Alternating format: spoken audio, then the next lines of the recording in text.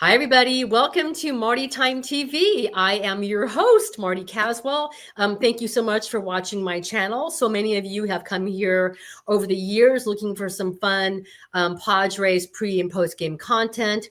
Way back in the day, we used to go and cover the Chargers. We do some fun stuff around town in San Diego. We talk to local sports dignitaries.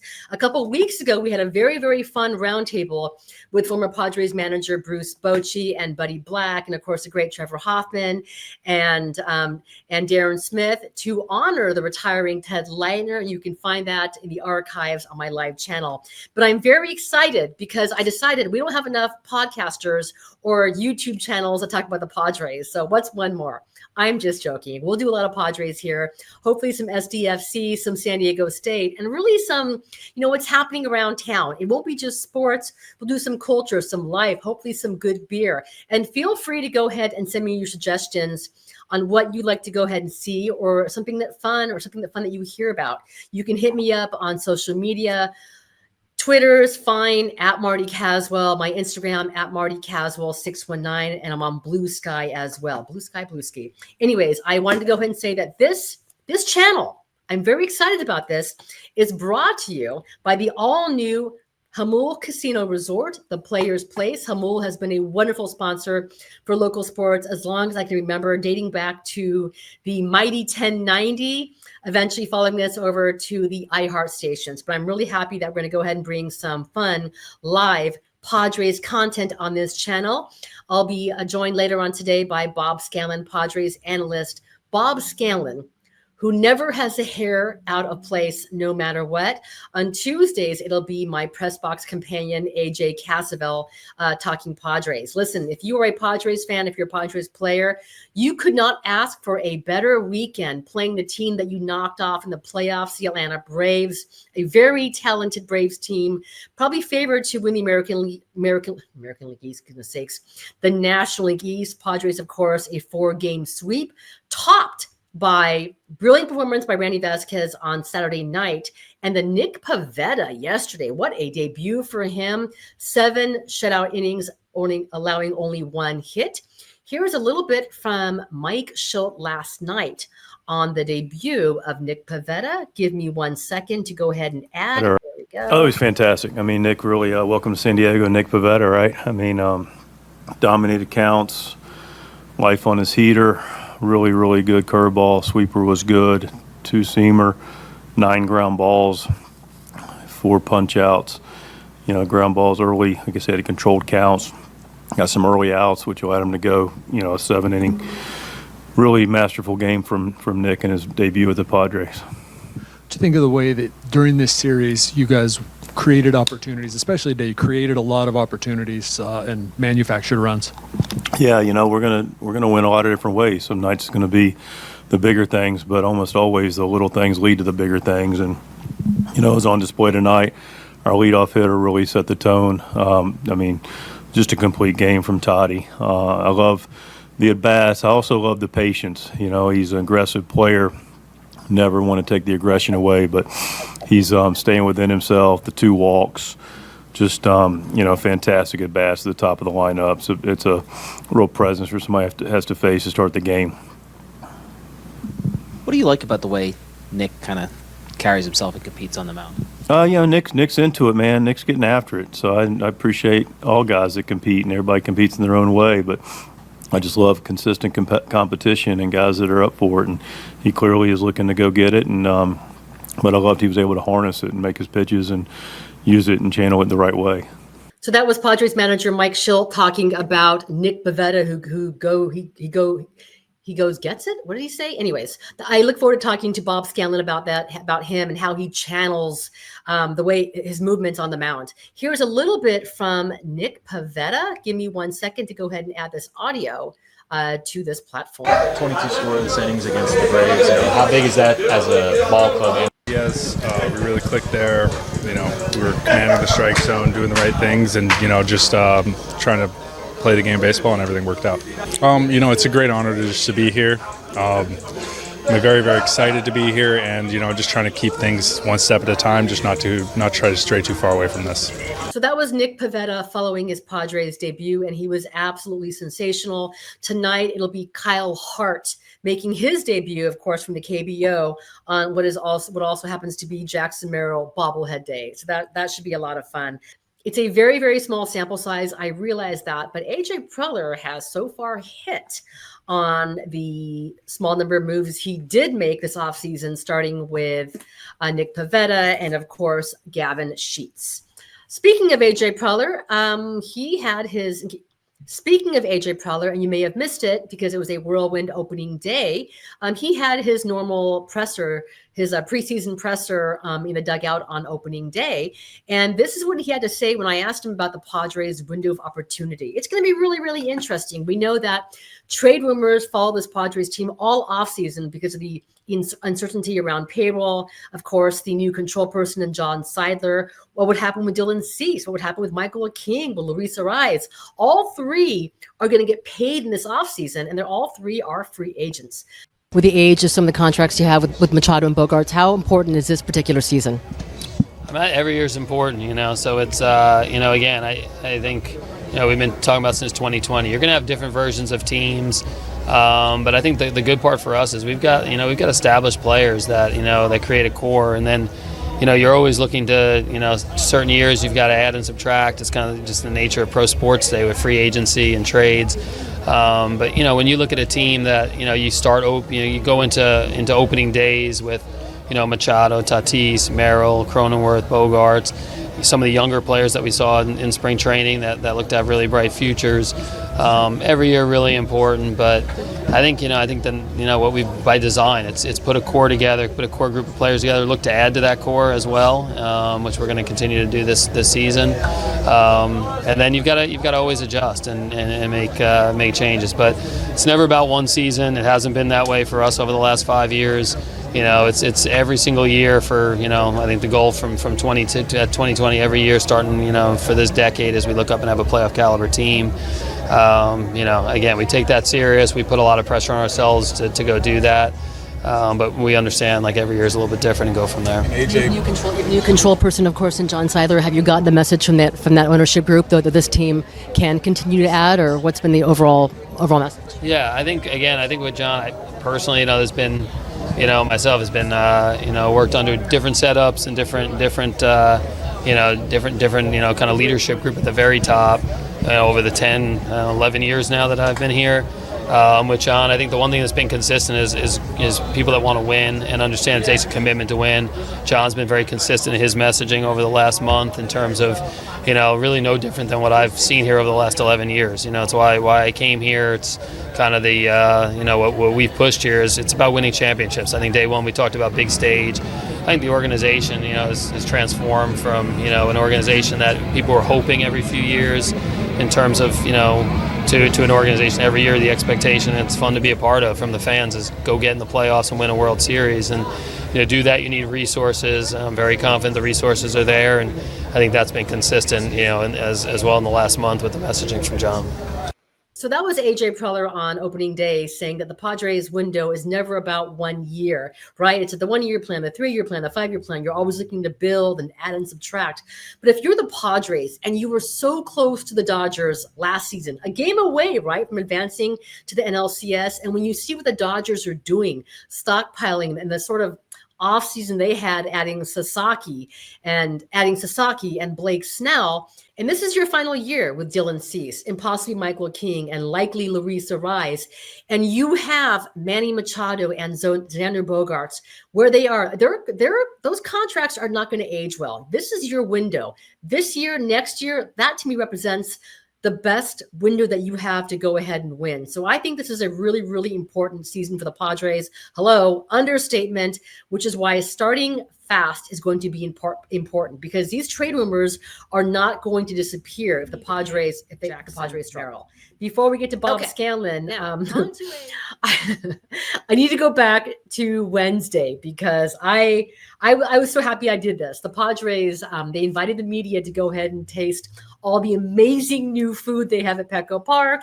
And I was there. I tried this ridiculous lobster roll. I had the shrimp. I had the carne asada nachos. I'm not ashamed to say I had the fish taco. I had the ceviche. I tried everything, including my personal favorite, which is the sliders with pastrami and blue cheese.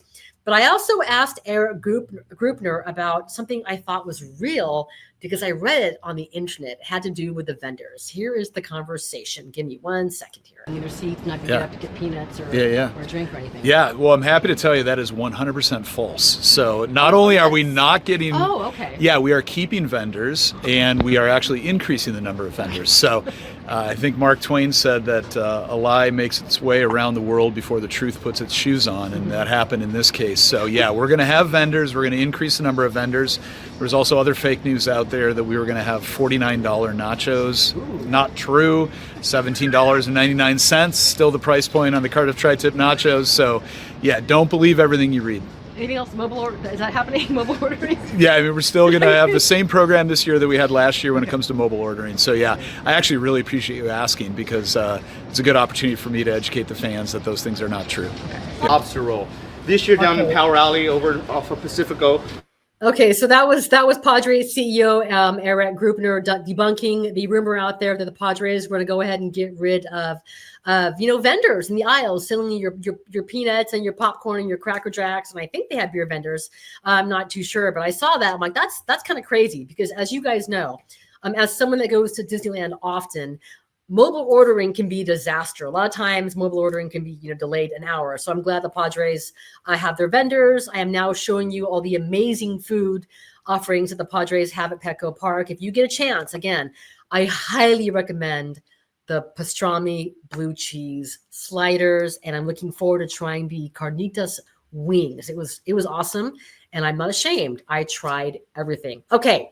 I am now saving the best for last. Coming up next, we're talking to Padres analyst Bob Scanlan. Happy Monday, everybody. Welcome back to MartyTime TV. I'm, of course, your host, Marty Caswell. I am so happy to see Bob Scanlan. I've missed him for the last 2 days. We had the Fox crew on Saturday. Then we had ESPN, of course, on Sunday. But Scan Man, phenomenal to see you right there and early at Petco Park. Marty, great to see you as well. Thanks for inviting me on. And a little bit rainy out here today, but hopefully it holds off and we can get some baseball in and the Padres can keep this winning streak going. It's rather remarkable. I'm looking forward to jumping into Kyle Hart, what you expect from him and what you saw from Vasquez, of course, and Nick Pivetta, the Padres almost sole free agent splash in this offseason. Before I do, Scanlan, because I've known you for all these years, I need to know this. Your listeners need to know this. How early do you get up to start working on that immaculate head of hair?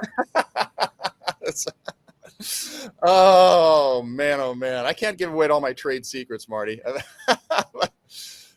I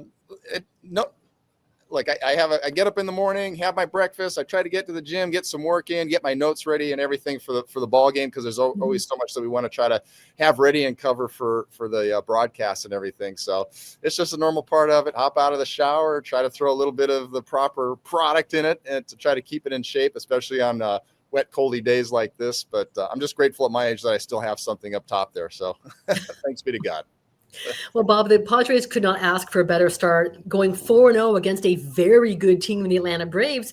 I know coming into spring training, and it still exists, the biggest question for the Padres was around their starting rotation, especially with Musgrove out for the season, the injury to Yu Darvish. Yeah. What did you see? Let's start with Randy Vasquez from Saturday night. Yeah, it was super fun to see Randy do what he did, right? And the timing couldn't have been any better after the Padres had to burn up their bullpen the first 2 nights. But I wasn't that surprised, and I say that because during spring training, first couple of outings were a little bit shaky. He was battling for one of the rotation spots, and frankly, I don't think he was at the front runner of grabbing one of those spots early on in spring.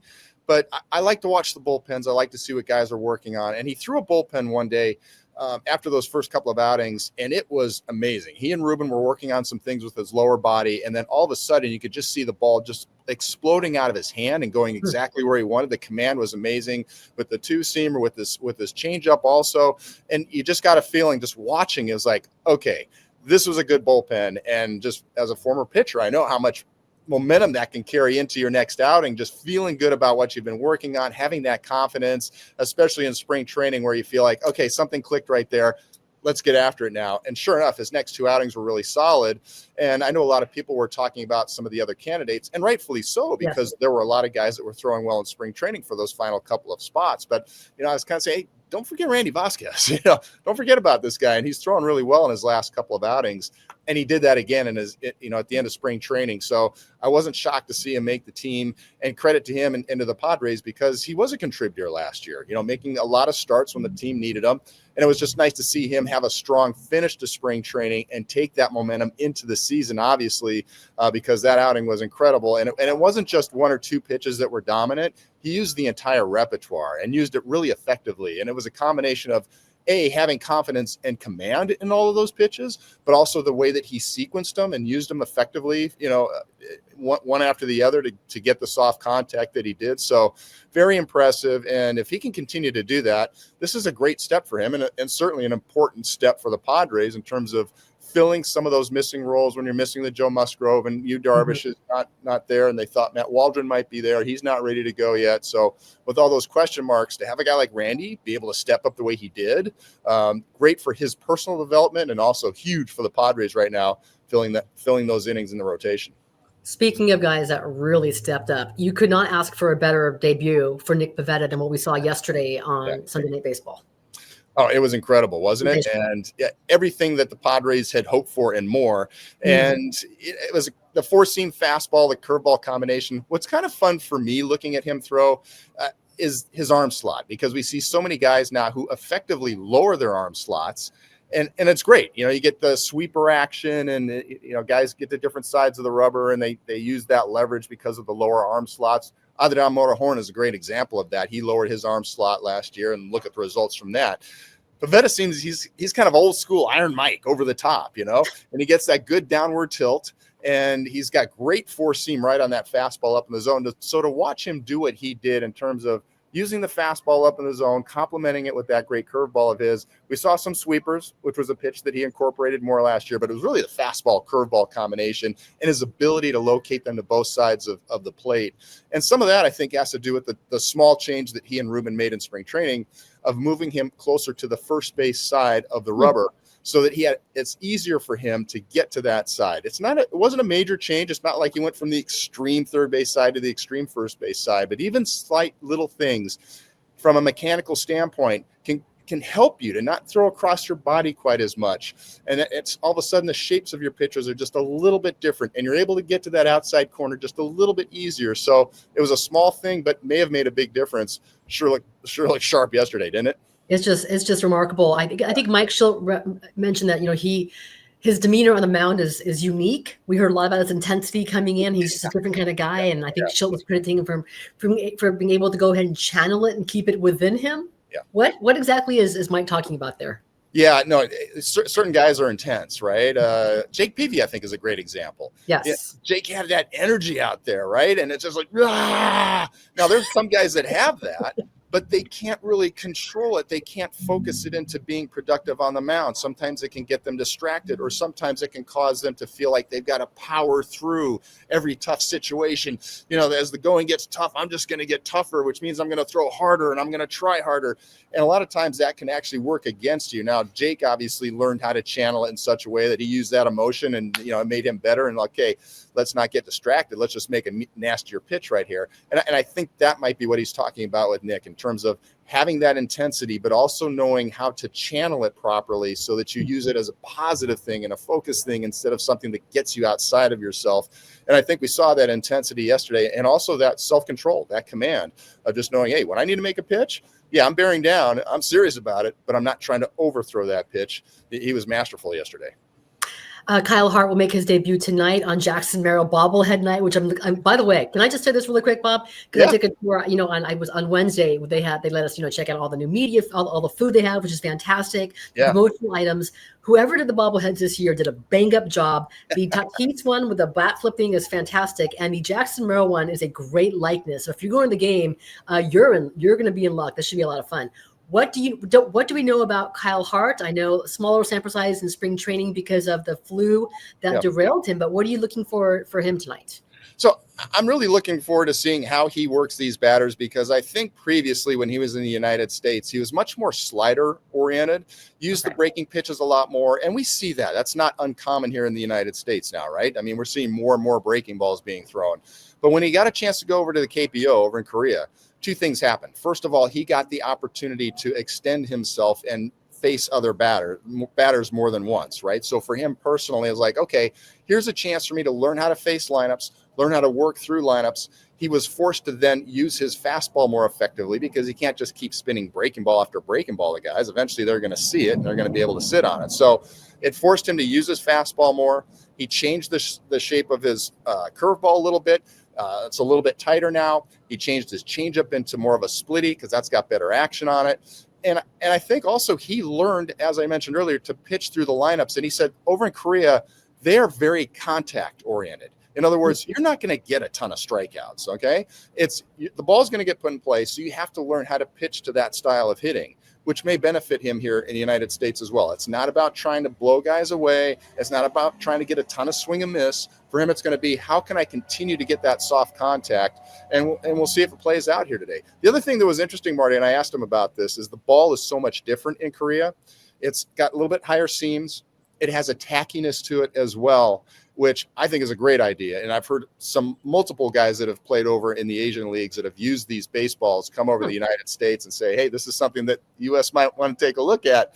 But the point is, it's going to be a little bit of a different baseball. Talking to him about it, he said, yeah, I'm still waiting to sort of figure that out, because over in spring training, it's dry, it's high weather conditions, thin air, high altitude conditions over there. So you don't know for sure how the ball is going to react down here in normal sea level conditions. So that'll be something to keep an eye on today. But hopefully it's a command game for him, where he uses the stuff that was so effective for him in Korea, soft contact, and hopefully he can continue to go deep in the game like the Padres have gotten out of their last two starters. It's been fantastic, and the bullpen, by the way, has been lights out. But a big part of that is set up though by how deep Vasquez and Pivetta were able to go in back-to-back games.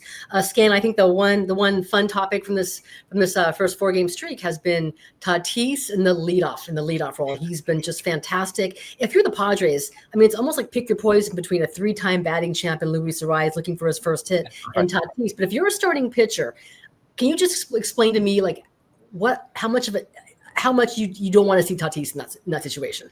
I don't want to see Tatis in any situation, Marty. I mean, it's like Mike Shiltis kind of mentioned it a couple of times, where he says, I can put these guys really anywhere in my lineup and they're going to be productive. So he's got this great luxury of, where do you want to put Fernando? He's going to be productive no matter where you put him. Luis Ariz, he's going to be hitting the ball.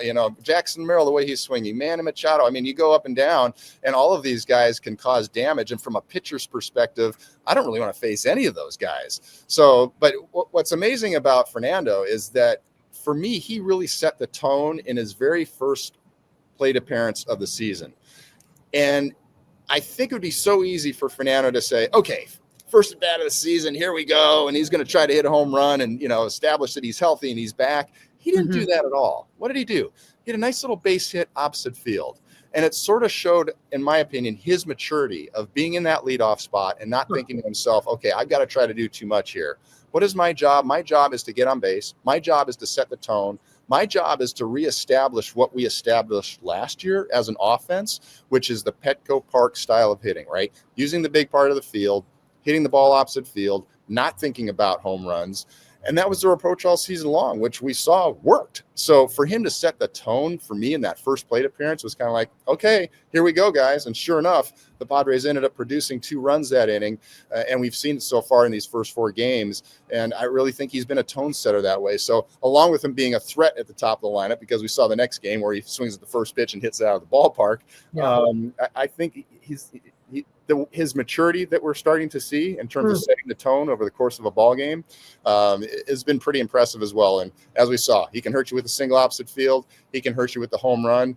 And if you got runners on base, that if the bottom of that order can get on base, he can get it done. And if Mike decides to switch it and have Luis Ariz in that spot as well, we know that Ariz can get it done. So it's a dangerous lineup from the very get-go. And as a pitcher, I'm thinking about it from the very first pitch of the ball game. Hey, there's no easy get me over fastballs. It's not just, hey, let's get ahead. I better make a quality pitch or I'm going to be down 1-0 before I know what happened. It is so much fun to watch this offense, especially, health. You want to, knock on wood with the health, but it is so much fun to watch a healthy Tatis, Arise, Machado, both Jackson Merrill, 21-year-olds in the cleanup spot, and gets his bobblehead tonight. Last thing, Bob, before I let you go, did you get a chance to go ahead and watch any of the Yankees and just see what they're doing with these Thunder bats? The torpedo bats, is there? Torpedo bats. Yeah. No, it's crazy, isn't it? So obviously we all saw the barrage on all the highlights, right? Yes. And the concept totally makes sense to me. The concept being, look, not everybody has the same sweet spot on a bat. So why are we making all the bats the same? Why not customize the bat a little bit to a guy's sweet spot? If he has a tendency to hit it 2 to 3 inches a little bit closer to his hands than everybody else, but he does that on a consistent basis, instead of trying to teach him to swing at a different place in the bat, let's just change the bat to match his swing path. And it's like, why didn't we think of this like 50 years ago? So I think it's brilliant. It's legal. And, we talk about all this technology, right, Marty, to help the pitchers. And we've seen that take a huge effect in terms of understanding the spin rates and being able to change the shapes and the seam shifting to get better action on your pitch. It's all been sort of pitchers oriented, hasn't it? Or it feels that way anyway. Here's finally something that's just sort of a common sense thing, using some technology of saying, hey, let's make a smarter bat to help a guy swing with a piece of wood in his hand that actually matches his swing path. So I think it's just basic common sense. I'm surprised it didn't happen a lot sooner, and it should be interesting to see. I'm curious to find out now if any of the Padres are swinging the torpedo bat right now. That's the first thing I'll be looking for when I get back to that clubhouse later. But just, the outrage comes because it's the freaking Yankees, and they hit 9 home runs. So, of course, the fix is in. But, yes, I'm looking forward to which Padres are going to embrace this one first. Yeah, and Marty, I like Pat Murphy's comment about it. He was asked about it. He says, you know what? It's not the wand, it's the wizard. And there's some of that too, right? I mean, there's certain guys flat out hit whatever bat you're going to put in their hands, right? Nice Harry Potter reference. Did you realize that, Bob? No, I'm not a Harry Potter guy at all, but it doesn't surprise me that Pat Murphy would be, right? There you go. Bob, you're the man. Thank you for doing this. Look forward to seeing you at Petco Park and all your excellent work. So, Marty, always fun to see you at the ballpark. You do a great job over there, and I appreciate all the reporting that you do. And thanks for inviting me on here today. Thanks again to the one and only Bob Scanlan, one of the nicest guys you will ever meet in this business. The well-dressed, the fantastic hair. Bob Scanlan is one of a kind. Thanks to all of you for watching day one of my live MartyTime TV. Of course, we had a fun recap of the Padres' first 4-game series, a sweep, of course, over the Braves, featuring some clips from Nick Pivetta after his debut, Mike Schilt, Jackson Merrill, and, of course, the return of the very popular Jurickson Profar tonight. It's the Cleveland Guardians, our friend Austin Hedges. I'll be back tomorrow with AJ Cassavell, my friend, in the press box, hopefully talking about a good debut for Kyle Hart and a 5-game streak. That will be tomorrow. Also, one more note. Over this weekend, SDFC, they had that great game against LAFC. Manny Machado was there. He brought his friend. He brought Jurickson Profar to that game. I did speak with Manny Machado about what it's like to be an owner of SDFC, how he got involved in that, and, getting all his teammates on board. Of course, he took the private jet from spring training to take them to a game. The players loved it. I'll have some of that feedback as well from Michael King, from Joe Musgrove. But tomorrow, AJ Cassavell, and we'll have Manny Machado later on in this week. Thank you so much for watching day one of MartyTime TV, brought to you by the all-new Hamul Casino Resort, the Players Place. Happy Monday. And by the way, it's spring break, so my condolences to all you parents from San Diego Unified. Have a wonderful week, and we'll see you tomorrow. Thanks. Bye.